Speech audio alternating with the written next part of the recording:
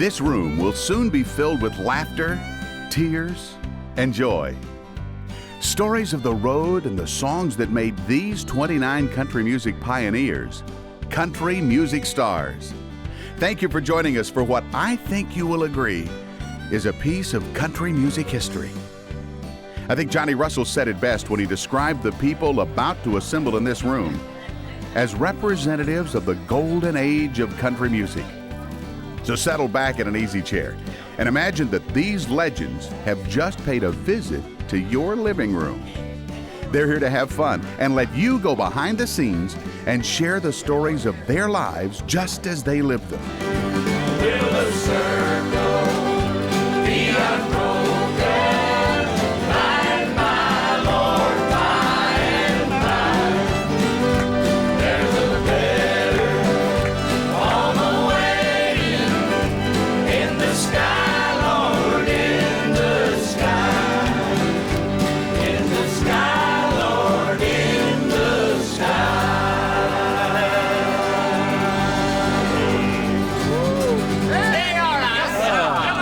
I think everybody in this room knows a lot of old songs, but I'm going to tell you, that old boy sitting over there with the flat top guitar, Mac Wiseman, probably knows more old songs than just about anybody. One of my favorite days, Mac, was the time we did the matinee and night show up in Canton, Ohio, and we went over to our buddy Ken Speck's house for dinner between shows. I sat there calling out old songs, trying to stump him, trying to find a song he didn't know. I couldn't find one. We got a bunch of people here today that know old songs. We're going to see if we can stump you. Oh, Lord.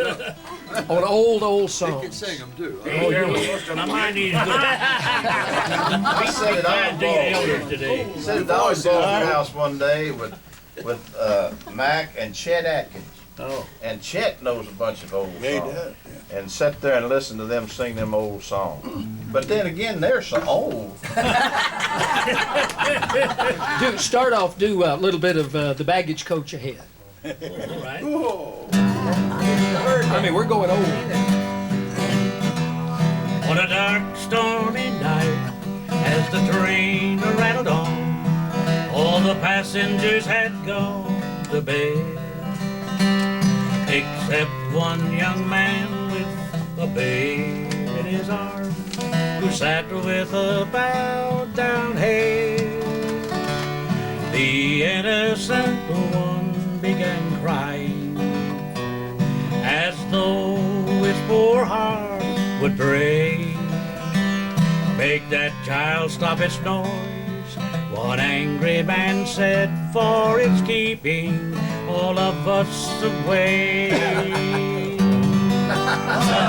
long to do it all. I know it all. I know you do. Put my little shoes away. Oh, yeah. Mother dear, come bathe my forehead, for I'm growing very weak. Let one drop of water, Mother, fall upon my burning cheek. Tell my loving little playmates that I nevermore will play. Give them all my toys, but Mother, put my little shoes away. Keep on the sunny side. You'll all sing. There's a dark and a troubled side of life. Yeah. There's a bright and a sunny side too. Though we meet with the darkness and strife, the sunny side we also may view. Everybody help me now.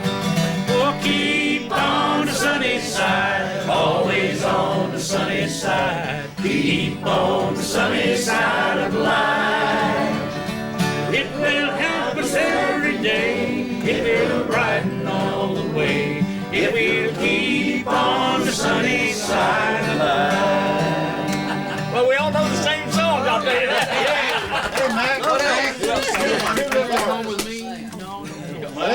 him. Oh, you stumped me. I stumped it. What'd you ask for? Mommy, please stay home with me. I recited, look, my mother went Out out on a party. party. Yeah.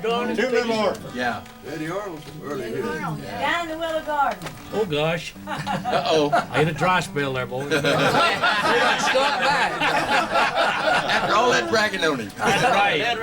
You was doing good. Don't let them suggest it. Yeah, okay. Letter is in black. I was standing by my window yesterday morning without a thought of worry or of care. When I saw the postman coming up the pathway with such a happy face and jolly air, he rang the bell and whistled while he waited. Then he said, "Good morning to you, Jack." But he little knew the sorrow that he brought me when he handed me the letter edged in black. With trembling hands I took the letter from him. I broke the seal and this is what it said. Come home, my boy, your poor old father wants you. Come home, my boy, your poor old mother's dead.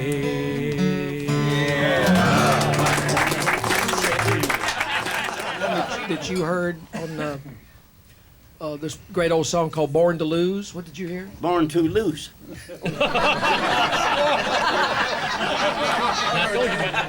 Shep Woolley, you've had a lot of fun over the years with song titles with your alter ego, Ben Colder. You've taken a few song titles and changed them around, haven't you? Yeah. Yes, I have. Maybe you will That's a cue, Shep. Maybe you will grace us with one of your songs. Maybe Hello Waltz. Hello, Walt. Hello, Waltz. Yeah, I like it. Let's see, I have to get into character for it. Oh, you want me to let me have that?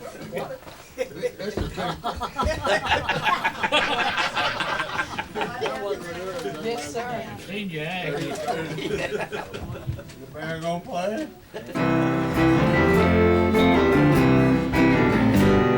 Hello, Waltz. I didn't see you standing there. Did I hurt you? Hello.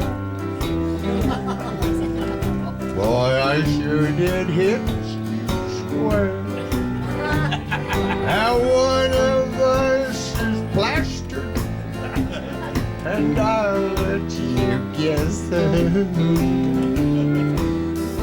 Just imagine bumping into you. Hey, Wall. Hello.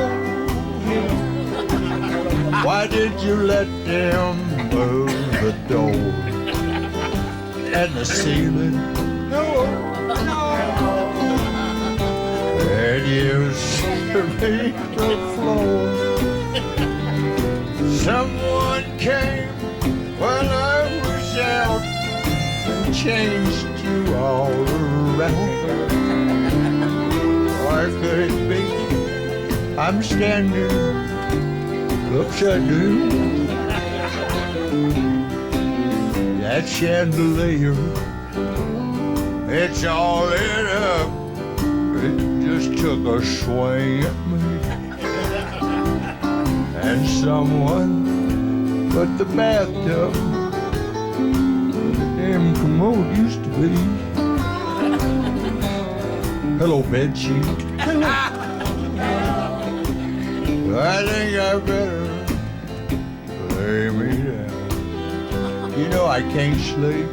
Hell no. If this bed keeps spinning around.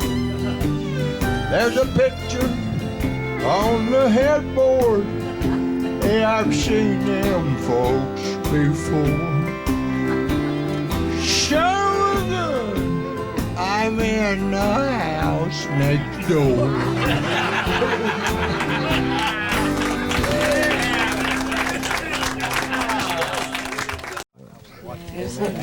We were talking about Ernest Tubb a while ago. There's another name from that era, and of course he and Ernest made records together, and that's Red Foley. And Billy, I know you knew Red well because you worked on the Ozark Jubilee. You toured with him a lot. In fact, I think you played the last show that Red Foley ever played. Yeah, we worked in Fort Wayne, Indiana. 2 shows, one in the afternoon and one at night. And this is pretty heart-rending because Red came to my dressing room and he said, Billy, because we had worked together for 4 years on the Ozark Jubilee, and this was long after that. He said, there's something different about you. And I began to tell him about my association with Christ, and so Red just really kind of broke down, and he began to weep, and he began to tell me everything that he had ever done wrong in his life. And it was really heart-rending to me. And so we just had a short prayer before I had to go on, because I was opening the show, and Hank Jr. then went on, and then Foley came on. And then I came and watched him on the wings doing his show, and the very last song he ever sang was called Peace in the Valley. And he walked over to me when he got through, and he said, Billy, I've sang that song a lot of times in my life, but I have never sang that song with the feeling that I have in my heart tonight. And of course, then 2 hours later, Red Foley had passed from this life to another life, and that was Peace in the Valley. Yeah. Bill, I also worked that show with y'all in Fort Wayne, Indiana. We went on down to Alabama and worked for Governor Wallace. Did you? And I couldn't believe it the next morning when we got up, and there was a little article in the paper said the singer Foley dies. But that night, he literally, everybody's heard how Red Foley could just gather a crowd up right in his hand and let them go at will. And believe me, he did that night. I recorded this song in memory of Red Foley, and if you'd allow me to, I'd like to sing it. Peace in the Valley? Yeah, Peace in the Valley. If you all will help me.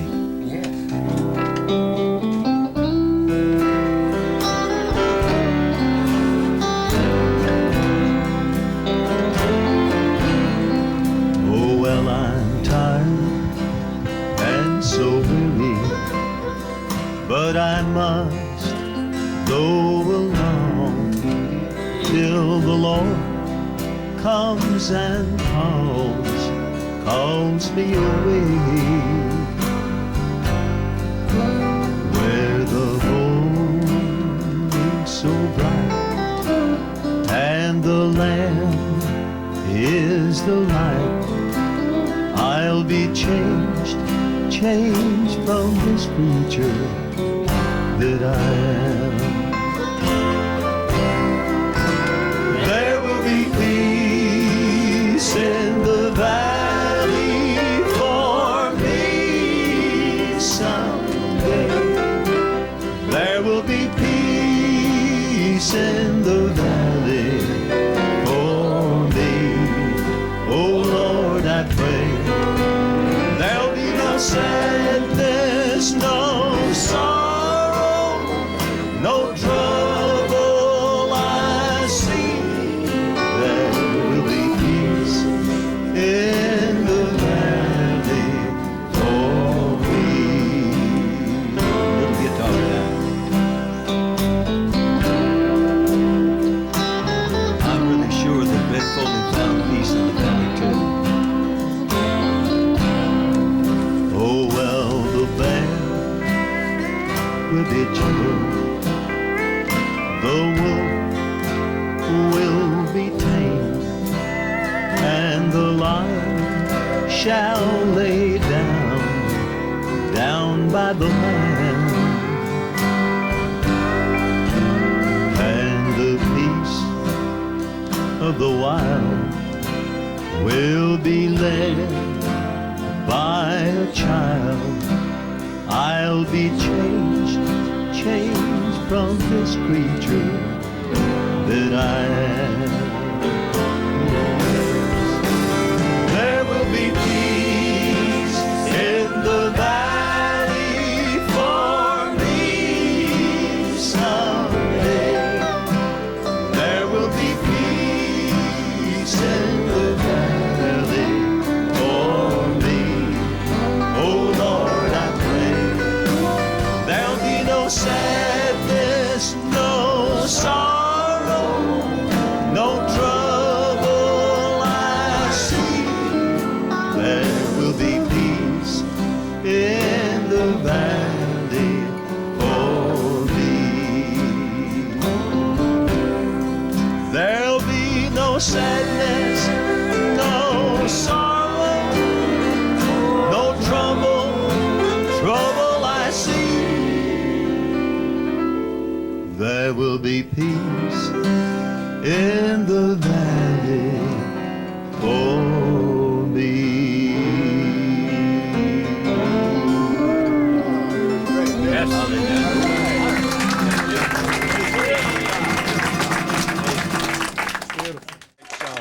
Jan Howard, we haven't heard a song out of you. As many songs as you know and as many songs as you've recorded over the years. Well, okay. Some of those Remedy that. If I can stand up. Sure. Yeah. I can sing some of those demos. No, you want to do Evil? Sure. All right. There's a little story behind Evil. Evil on your mind. Tell us What's about this? it. Which story you going to tell? No, really. No, Harlan and I were married at the time. And every time he would want to go Harlan who? No. We're going to be nice today. Every time he'd want to go fishing or somewhere for about 10 days, he'd call our friend Hubert Long, who was our booking agent, and he'd get Hubert to book me on the road. So, you know, every time Hubert calls, Jan, I got 10 days up here somewhere. I knew Harlan was going somewhere, fishing or somewhere. But also, he was crazy about Susan Hayward in the movies. He went on and on about Susan Hayward. So I said, well, you're not the only one that fantasizes about something. You pick Susan Hayward, and I'm in every one of those John Wayne movies. So actually, that's kind of the way the story, Evil on Your Mind, went, and Harlan Howard wrote it. So if y'all will kick it off in the key of G, I think I can. Yeah. You say I need a rest, why don't I go and see my sister way out west? Of you, dear, and I'm really touched with all this tenderness. But us women are suspicious things, and we know that men aren't born with wings. What's making you so kind? Now, I'm not smart, but I'm not blind, and I think that you've got evil on your mind. Do you think that you've been good about as long as most red-blooded men could? We've been together for so long, I know another pasture's looking good. But don't think that other men don't look at me that certain way from time to time. Don't think that you're the only one that must contend with evil on your mind. Your mind is in a harem and surrounded by exotic dancing girls. You're hearing pretty music as they run their slender fingers through your curls. Oh, dream on, baby. I thank you for the flowers and the candy, honey, that was very kind. Oh, that's your way of telling me you're sorry for the evil on your mind. Yeah, that's your way of telling me you're sorry for the evil on your mind. That's it. Thank you. I guess you got a lot of great memories of your years with Bill Monroe, don't you? Well, I only worked with him about 1 year in 1949. I came here to the opera and worked with him. But it was a very educational and pleasant year, and I enjoyed it very much. Of course, we worked all through the years up to his death, when he became incapacitated, couldn't work any longer. But with a lot of the festivals, so we saw a lot of each other on the bluegrass festivals, and toward the end of the evening, we'd usually have a little gang bang, so to speak, and everybody would sing, you know. So, but I enjoyed his camaraderie. He was a pioneer in his own way, I'll tell you that. Do you consider yourself country or bluegrass? Well, I just do not have any tag put on. I do some of both. But, you do it well. Just say, here 'tis. Anybody else here ever worked with Bill Monroe? I mean, other than at the Opry? You know, well, there is this too. Turn the mic around there, Mac. Let him know. There we go. I'm gonna tell you a funny one about Bill. Now, this is really the truth. I was at one of the rope meetings, and Bill was sitting at the table with us, and somebody brought up a promoter's name down in Florida, and Bill said, "I don't like that man." I never did like that man. Said he done something to me one time. Said I don't remember what it was, but I never did forgive him.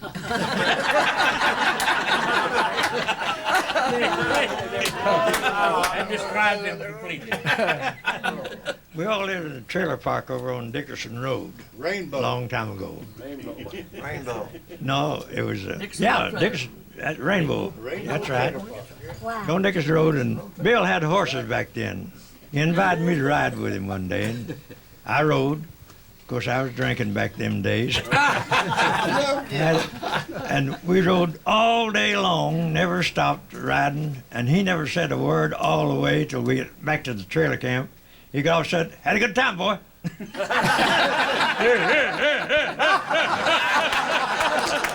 love that.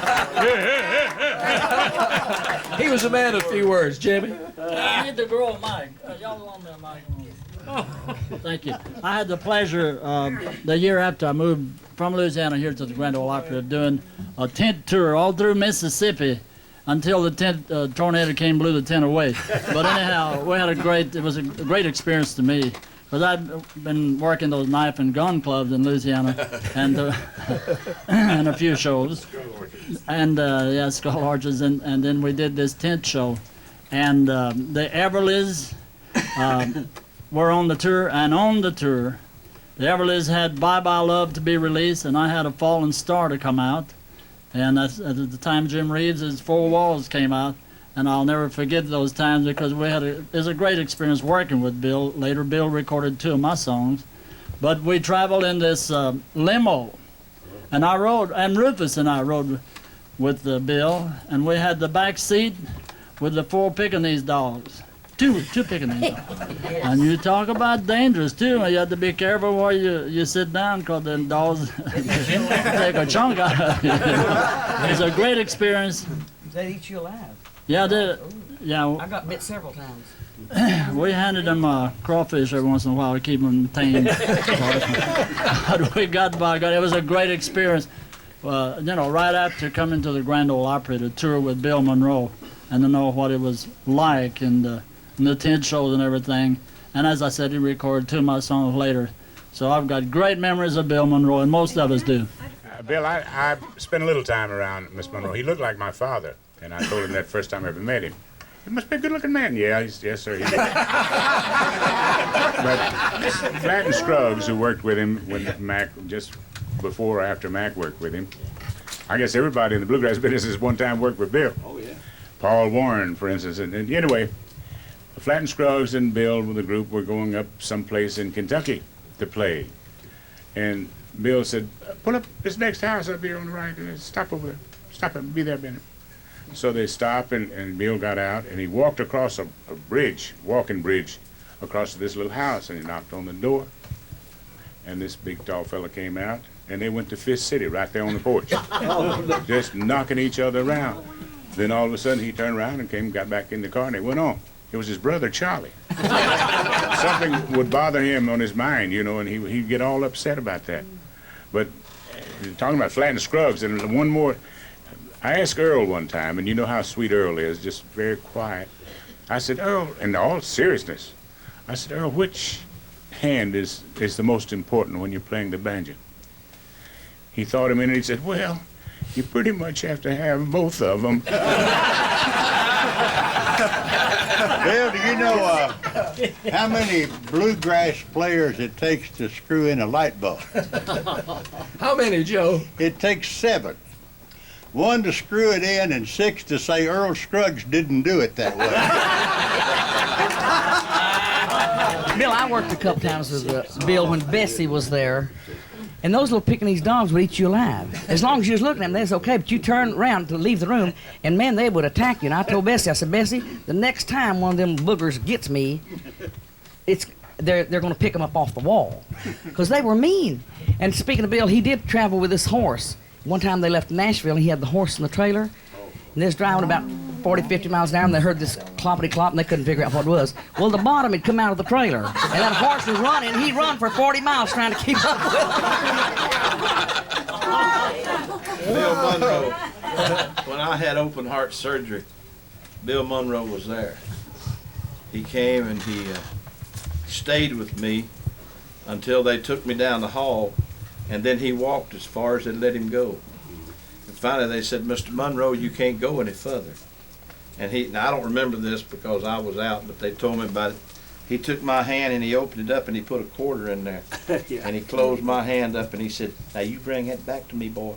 And then he stayed there and he took my kids to lunch. And my daughter told me, said he didn't say nothing. He just took us to lunch and sat there with us the whole time. Yeah. And he would not leave that hospital till he knew I was all right. Well, I was just going to say, and that shows how he was, but what I'm amazed at is we listen to these stories and share these stories, and just to see God's grace and goodness just protecting everybody and bringing everybody on these journeys. And Bill sang for my 50th birthday and my 60th birthday, but on my 50th, I asked him, and the girls know this because we shared this recently when we did a show together, but he had named a little horse Skeeter, and on my 50th birthday, I invited him to the church that I was attending, which also is the church Jeannie C. was going to that we talked about. And he came, and he actually really committed his life back to Christ, and he had just been such a Christian that I think it was so great. And when he left, and when I went to his funeral at the Opry House, and then also at Rosine, I slipped a quarter in his pocket because they did take the quarters out of the casket, I think, to give the children. But I left one in his pocket, John. But I think that's what's so amazing, just to hear all these stories and just to see how God has been so protective and so gracious to everybody, that all these journeys, and I just have to throw that in right now. I mean, they may pitch it out, but I got to throw it in there right now. Great. We were sitting in church one day, and Bill always sat right behind me. And he leaned up, he said, have you got change for 100? I said, no, sir, I sure don't. He got up and went up to the altar. And when they brought the plates up there, he put the $100 bill in and took change out. But, you know, the preacher told me later, he said that really touched me. He said, there's a lot of people that would have that $100 bill and say, well, I can't put a $100 bill in there, and I can't get change, so I just won't put anything in. But he went up and he got the change. Bill, I got one more thing about Bill Monroe. I got to tell this. A guy sent me a song. This is true. And it was called, I Don't Want a Cabin in the Valley, I Just Want a Shack Up in the Hills. I took it to Acuff and I said, Ake, got a hit song for you. And I told him the title. Well, Acuff thought it was the funniest thing he ever heard. So I went next door and told Bill Monroe. I said, Mun, got a hit song. I don't want a cabin in the valley, I just want a shack up in the hills. He said, you making fun of people born and raised in cabins? I said, no. He said, I was born and raised in cabin. You making fun of people living in cabins? I said, no, Bill, it's a joke. all of his guys left, and he quit speaking to me. If Bill said, howdy, he really liked you. He quit speaking to me for months, but he went to the hospital when he had heart surgery, and I waited till he got out of intensive care, and I sent him a little vine, and I said, I don't care if you are mad at me, you old poot. I still love you. Hey, you know who we haven't heard from as far as the song goes? Bill Carlisle's been sitting here with us throughout and having fun. I think you ought to do a song. Yes. We'll all join in. I wish I could sing. Now this is going to be in the key of G. And when we hit the choruses, I want you all to be so loud that you can't hear me, because I'm hoarse. A little bit hoarse, yeah. How about hitting us a G? Give me that old time religion. Give me that old time religion. Old time religion. It's good enough for me. It was good for our fathers. Good for our fathers. It was good for our fathers. And it's good enough for me. Give me that old time religion. Old time religion. Old time religion. It's good enough for me. What's good for Paul and Silas? Good for Paul and Silas. Good for Paul and Silas. And it's good enough for me. Give me that old time religion. Give me that old time religion. Give me that old time religion. It's good enough for me. Now again.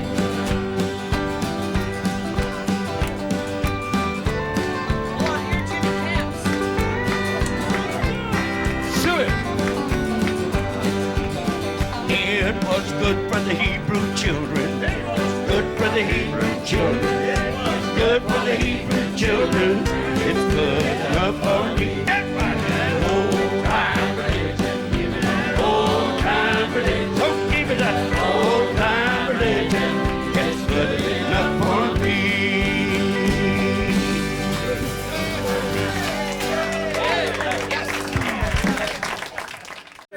We were talking a little earlier about all the great varieties of country music. You've got country music, you got Western music, and you got a lot of different styles of music in the country music business. One thing that we really enjoyed in the 60s was some of those great songs that you did where you half sang and half whispered on. Yeah. And don't y'all think that we ought to hear one of those great songs? I think so. Maybe Still or something like that. Only if I can get everybody in here. Bill, I've got to tell this on you before you go any further. Here's something priceless. They was talking about being disc jockey. I was probably about the first person that Bill interviewed. Yes. And he talked to me for 30 minutes, and I looked at him, I thought, this child is in over his head. He don't know how to get out of it. Ernest Tubb was on the show, a lot of people. So finally I just said, Bill, I think I've talked to you long enough. I need to turn you loose so you can go talk to somebody else. That's how we got out of it. I was having so much fun. I was just in awe of you. I just had so many questions. I wanted answers to all of them. But you were very nice. You ain't gonna sing Still, are you? Yeah, you go help me? No, I'm not gonna sing Still. I've never liked that song. I've never liked it, and I've never liked you because of it. Go ahead, Bill. What are you trying to say, Johnny? Well, in 1963, I wrote a song, and it did pretty good, and I thought, you know what, this may be my one chance for the Song of the Year. Name Still. You know what the Song of the Year was in 1963? Still. Still. And I still ain't had a Song of the Year. You're still trying. I'll probably never have another one. No, don't say that. Will everybody in here sing on that? Will, yeah. Y'all know the part. Just still. Yeah. Whatever. You Right? know it? Jump in there. I know you know it because you did a parody to it. Yes, we may I get did. to I that know later. This gets me this haunting melody. Everybody. Still, Though you broke my heart, still, though we're far apart, I love you still. Still, after all this time, still, you're still on my mind. I love you still. Y'all are great. You want to go on the road? Yeah, I've been there. I've done that. I've lost count of the hours, and I've lost track of the days. Billy says sing to one person, right? In fact, I've lost just about everything since you went away. Everything, that is, except the memories you left me. And that's one thing that no one can bar. I don't know who you're with. I don't even know where you've gone. My only hope is that Someday you might hear this song, and you'll know that I wrote it especially for you. And I love you wherever you are. Still, after all this time, still, you're still on my mind.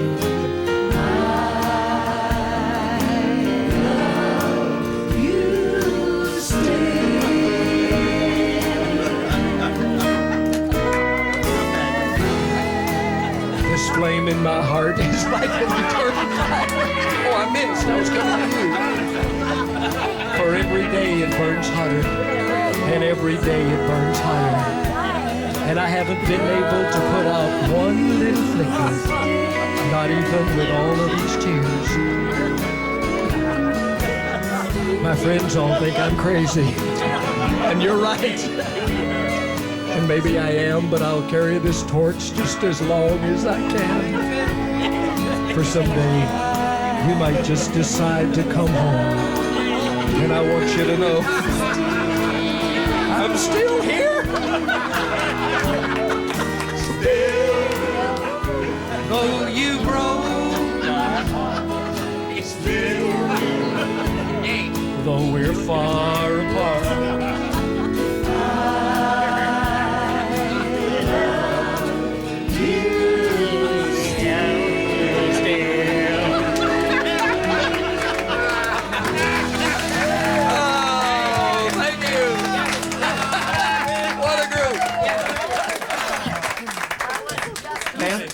To every woman in this room but me, and I have never been sung to. I'll sing to you. Still, though you took my car, still, I know you won't get far. You'll be standing still. What I had in mind. Still, when a mile has passed,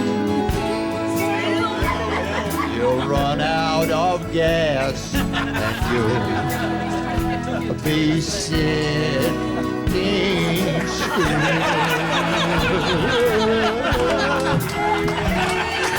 I'm just trying to sing to you. I'll do the narration. I've lost count of the time and I've lost track of the hours. You know why, honey? I lost my damn watch. Do the part about the flame burning hotter and Oh, hotter. the flame, yeah, it's getting hotter and hotter. And you may decide to come home sometime. I don't think so. And you might just find that I made an ash out of myself. You've been in that fireplace too long. Did I not sing to you? All right, one more little chorus. Here we go. I was going to do it, but you had so much fun with it, got too many laughs. Who's the first? I've never been sung. Still, though you broke my heart, still, though we're far apart, I love you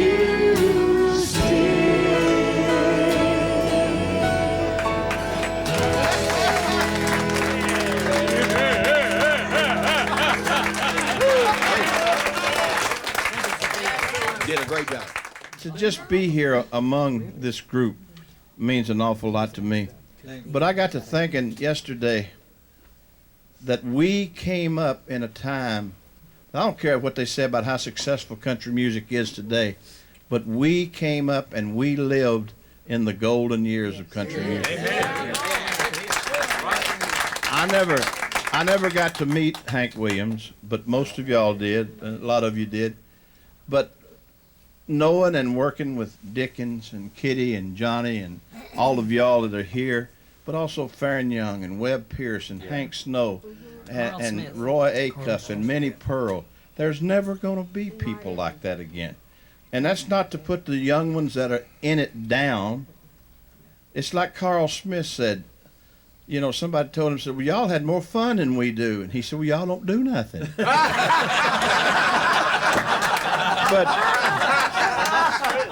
but we have a camaraderie together. We've lived together, we've worked together, we've traveled together, and they don't do that today. We were raised on Hank, and we were raised on we were raised on these people we've been talking about. They were raised on the Eagles and the Beatles and the Rolling Stones, and that's the difference right there. Every house I've ever bought, the Beatles paid for. That's right. Yeah. But we really, honestly, and it can never be repeated.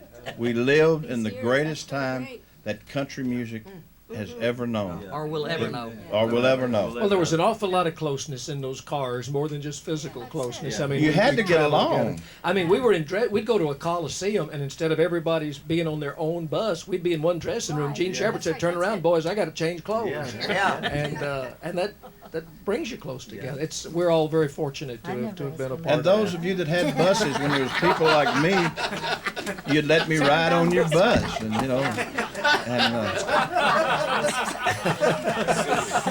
Don't pay no attention to what she says. What'd you say, Celia? I don't think the microphone picked you up. I came up in the era when I didn't ask them to turn around. I learned a lot from you guys. I told you it was the golden age. I wandered so aimless, life filled with sin. I wouldn't let my dear Savior in. And Jesus came like a stranger in the night. Praise the Lord, I saw the light. I saw the light, I saw the light. No more darkness, no more night. Now I'm so happy, no sorrow inside. Praise the Lord, I saw the light. I was a fool to wander astray. Straight is the gate and narrow is the way. Now I have traded wrong for the right. Praise the Lord, I saw the light. I saw the light, I saw the light. No more darkness, no more night.